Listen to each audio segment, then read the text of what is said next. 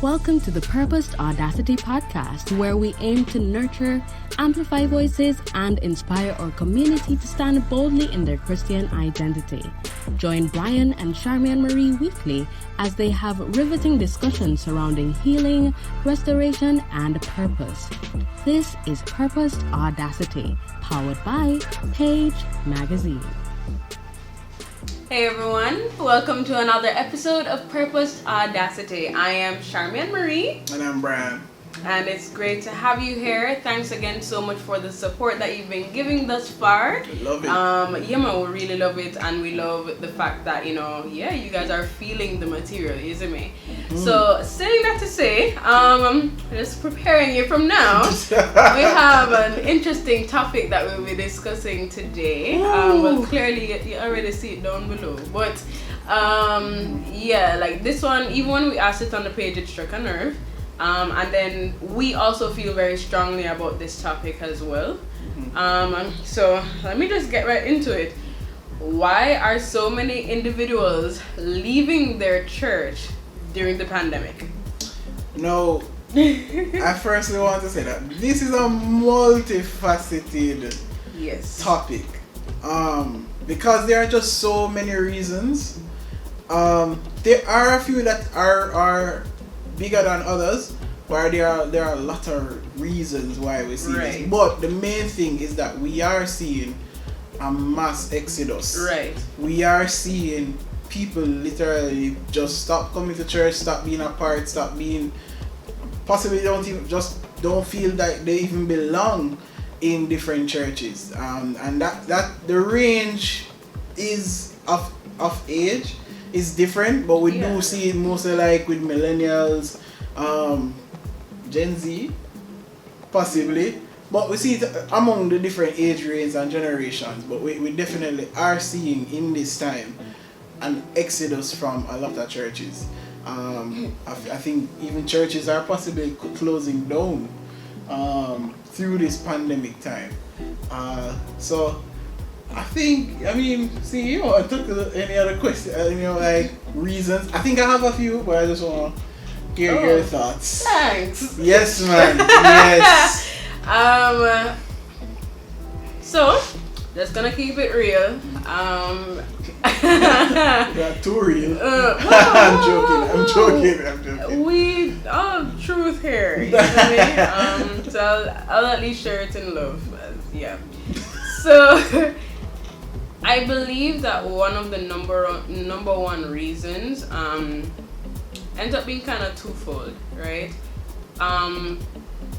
One thing that we always hear, even prior to the pandemic, and it has worsened within the pandemic, is the fact that just a number of churches are not giving their members enough meat.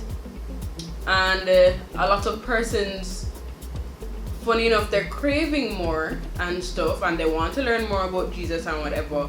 But then it's almost like the church is saying, well, yeah, that's why you have your personal devotion time, which technically is true, But at the same time, there is also an intense responsibility of fellowship and growing together. So it's almost like there's a lack of community, even though yes, I am supposed to. No, it's not the lack of community. No, that's a whole lot of different point. Well, yes. But I'm talking about persons who want to grow deeper in God and stuff, and they're not receiving that, some of that more that ushers them into that more of God, like from the church. So they have to go seeking it elsewhere anyway. So why am I still a part of this fellowship?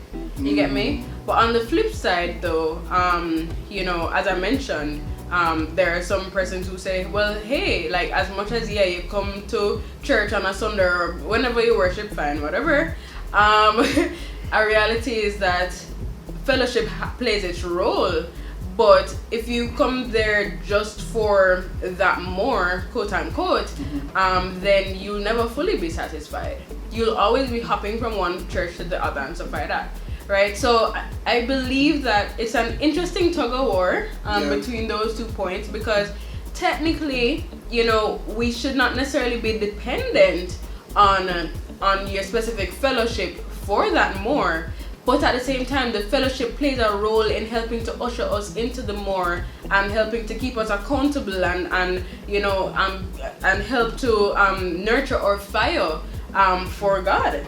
You know, so for me, I think that's a number one thing. A lot of persons are not receiving a lot of that spiritual food that they want, and so they go other places. But the awkward thing is that there's so many other churches that are not feeding, so you end up being in a loop. So because that loop actually exists, you realize that honestly it ends up falling back on yourself. That responsibility ends up falling back on you, saying, alright, cool, is either you're going to keep on church hopping pretty much, which I mean we all have heard about, or you settle down and find a way to grow more in God in your quiet space. So boy, yeah, that church hopping thing, it don't help, because it shows it shows a lack of stability even in oneself from time to time. That whole you having to hop to every other church, when the reality is no church is really great, you know. But I do understand the fact and the desire and the want to be growing, and where you feel like, all right, this place I'm not within growing, a community, and you're just not growing here. I think one of the things that the pandemic has done, especially for church and Christians, is show the heart of people. Whoa. Yeah, one of the things I believe is causing this exodus is the heart of people, and it's twofold. It's one where persons have possibly been dealing with a lot of stuff within their churches for a long time.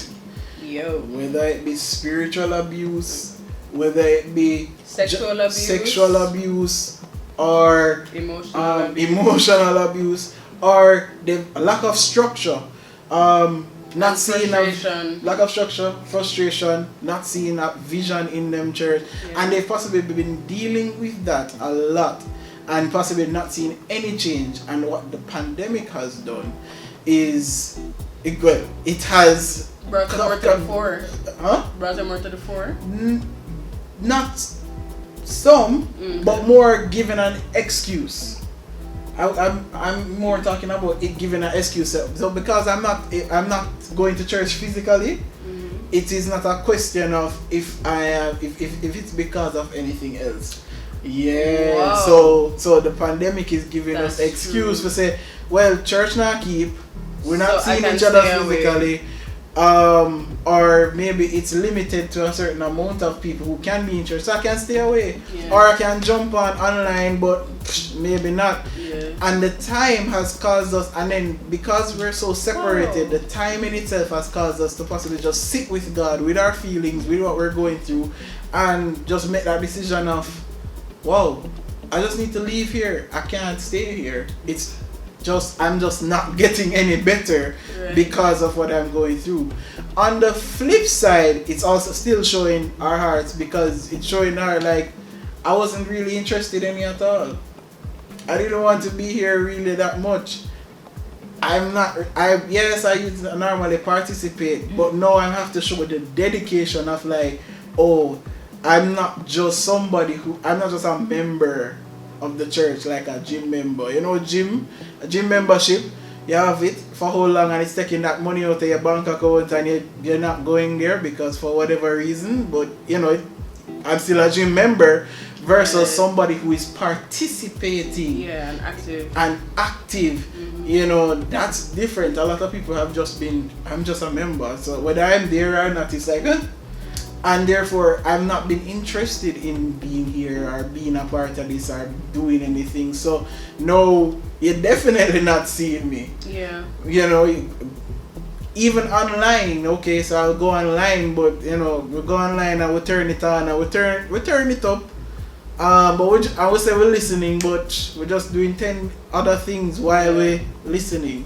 And so it's really showing our hearts, like what's been there, issues that we've had to deal with when it comes down to church and church life, and how we've had to deal with it. And so that's a cause. That's a big cause. Like we just see in the heart of people now, whether it is by something on the church side that needs to fix, or even on just their side that needs to be fixed. It's twofold.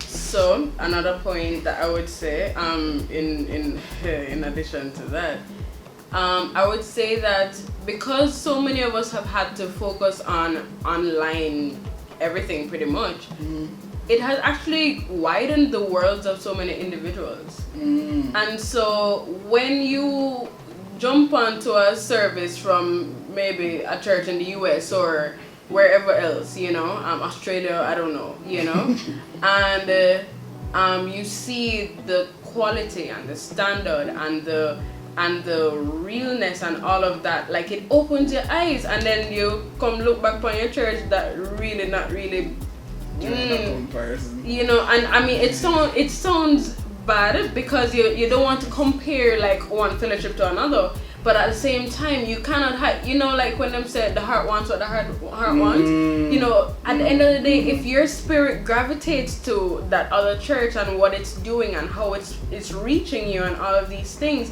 and you actually have the desire to feed your spirit, man, then y'all gonna gravitate.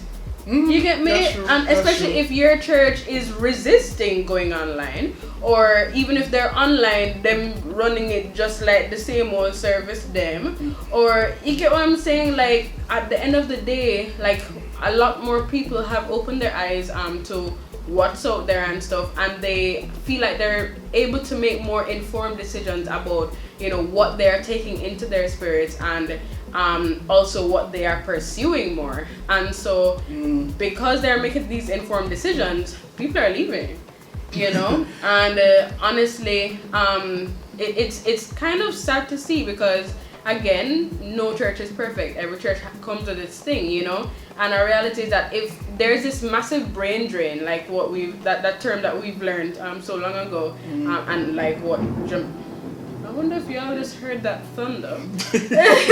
But yeah, like what Jamaica is used to in terms of, studying out here and people migrate and all these things. If there's so much of a brain drain and people leaving to go to another church and whatever, who then stays to develop the current church? That's the whole, or the current fellowship, I should say. Like that's the whole other side of the coin now, because if everyone is leaving and stuff like that, then who actually fights for the progress and all of that? Who fights for the change? Exactly. Now granted though, in that same fight it can get very frustrating, because at the end of the day, just because the method and the channels and the vehicles have of transmitting the message have shifted, doesn't mean leadership has shifted. It doesn't mean some of the key players have shifted, and so you still have to be dealing with the dynamics of personalities and stuff, and people in various generations who might not necessarily want to be flowing that way. And being flexible within this pandemic time. So that honestly ends up being like a real turn off for a lot of people, because our reality is that it's not that you just get up one day and say, yo, you just want left, but there are certain things you can't deny anymore. You see, as you raise that, just to attach on to that point, because the thing about that as well is that can just be, it's also the enemy's way of distracting people. I feel like in this time, a lot of distractions have come up. So therefore, people are more Is it just the enemy though? The enemy and the flesh. Okay. And flesh. Right. I mean, the enemy just putting the thing before us, and so therefore we're drawn to whatever we're drawn to, but the flesh is drawn to it, and so therefore we've given into a lot of distractions, unfortunately. And so we know, especially now where you don't have to be in church, or you can't be in church, nobody not necessarily pray if you're not there online. Nobody not necessarily like you know, you have a few that will reach out and say, hey, I haven't seen you in this and seen you in that. And I mean, there are so many great and nice excuses and are legit like reasons. There are legit reasons for people to like, oh yo, I'm not here, I'm not this, I can't be on, I can't jump on. And then there are excuses that people use a lot, but it's really just showing that yo, I'm just not focused right here. Right. My brain is not here. I'm trying to make sure that my family is okay, we are all surviving, stuff like that. Right. Another cause I believe, another reason I believe people are leaving leaving the church is because we're also seeing that there wasn't much community before. There wasn't much community before because that bomb just dropped right there. Yeah, because what is it showing is that people, okay, so we're not able to meet, but when you talk to a lot of people, you know, you don't hear that they're still having at least fellowship. You don't hear people people only saw people when they went to church on Sunday. People only dealt with people when they went to church on Sunday or Saturday or whenever, depending on where you are, Wednesday. People only saw and dealt with people at that time. On those specific days. Outside of those days, yeah. Strangers. And so now, when you're in a time when you're not seeing anybody physically, you're not hearing anybody because they never have your number in the first place. Maybe, you're not getting, the conversations they used to have at least a little bit after church because you have to go home. With that, you're realizing, well, it doesn't seem there was much of a community anyways. Yeah. And that lack of community is it's a turn off. It's a big turn off because we're in a time when people want and fully desire community. Yeah. They fully desire to be supported and they want to support people and be in a place where they're somebody's walking through life with them. Right. So people are walking through life with them and they can know that they're there. They don't always have to be physically there, but they know that I can at least depend on this person. I can depend on this person for a text, for a call, just to check on me, and I do the same for them. There is that lack of community and lack of heart that's being shown right now. So it's scary. It's a very scary thing, and I mean we have some comments. And if you have any comments that you can possibly show or talk about, drop below in the in the comment section. Yeah.